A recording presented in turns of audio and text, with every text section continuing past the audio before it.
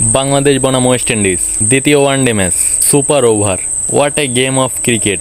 গতকাল মিরপুরে বাংলাদেশ বনাম ওয়েস্ট ইন্ডিজের মধ্যকার 3 ম্যাচ ওয়ানডে সিরিজের দ্বিতীয় ওয়ানডেতে শুরুতে ব্যাট করে বাংলাদেশ দল 213 রান সংগ্রহ করে।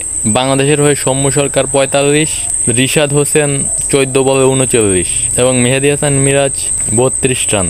যার কল্যাণে বাংলাদেশ 213 রান সংগ্রহ করতে পারে। ওয়েস্ট ইন্ডিজের সব স্পিনাররাই ভালো বল করে, যে কারণে বাংলাদেশকে তারা এত কম রানে আটকে দিয়েছে। আর মিরপুরের স্পিন সহায়ক পিচে 213 রান কিন্তু অনেক রান। এর পরবর্তীতে দ্বিতীয় ইনিংসে ওয়েস্ট ইন্ডিজ ভালোই শুরু করে। বাংলাদেশের বোলাররাও এক পর্যায়ে ম্যাচটাকে নিয়ন্ত্রণে নিয়ে নেয়, তবে ওয়েস্ট ইন্ডিজ ক্যাপ্টেন সেই হোপের বুদ্ধিমত্তা সম্পন্ন ব্যাটিংয়ে ম্যাচটি সুপার ওভারে যায়। যদিও শেষ বলে নুরুল হাসান সোহান ক্যাচটা মিস না করবে, ম্যাচটি কিন্তু বাংলাদেশ জিতে যেতে পারতো অনায়াসেই। বাংলাদেশের বোলারদের মধ্যে নাসুম আহমেদ, তানবির ইসলাম, রিশাদ হোসেন এবং সাইফ হাসান সবাই মোটামুটি ভালো বল করে, যে কারণে ওয়েস্ট ইন্ডিজের সাথে এত কম রান করেও বাংলাদেশ কিন্তু ম্যাচটি ড্র করতে পেরেছে। পরবর্তীতে ওয়েস্ট ইন্ডিজ সুপার ওভারে ব্যাট করতে নামে শুরুতে বাংলাদেশের হয়ে বোলিং করে মুস্তাফিজ।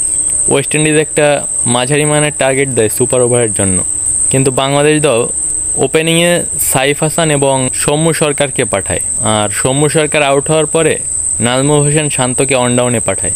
এর ফলে কিন্তু বাংলাদেশ সুপার ওভারে ম্যাচটি হেরে যায়। সাইফ হাসান একটা বাউন্ডারি মারলেও বাকি 5 বলে তারা কেউ কোনো বাউন্ডারি মারতে পারেনি, যার ফলে ওয়েস্ট ইন্ডিজ সুপার ওভারে ম্যাচটি জিতে যায়। বাংলাদেশের team management batting order super ওভারেও তারা পরিবর্তন করলো না। এইখানেই কি বাংলাদেশ ম্যাচটি হেরে গেছে? আপনাদের কি মনে হয়? যাই হোক, অনেক বাংলাদেশি ফ্যান তাদের লাইফে প্রথমবার বাংলাদেশকে সুপার ওভারে খেলতে দেখলো।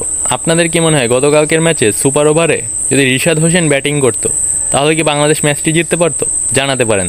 গতকালকের ম্যাচ ওয়েস্ট ইন্ডিজ জেতায় 1-1 কিন্তু সিরিজে সমতা এসে গেছে। কি মনে হচ্ছে পরবর্তী ম্যাচ বাংলাদেশ জিতে 2-1 সিরিজে জয় পাবে, নাকি ওয়েস্ট ইন্ডিজ ম্যাচ জিতে বাংলাদেশকে ঘরের মাঠে সিরিজ হারিয়ে দিয়ে যাবে?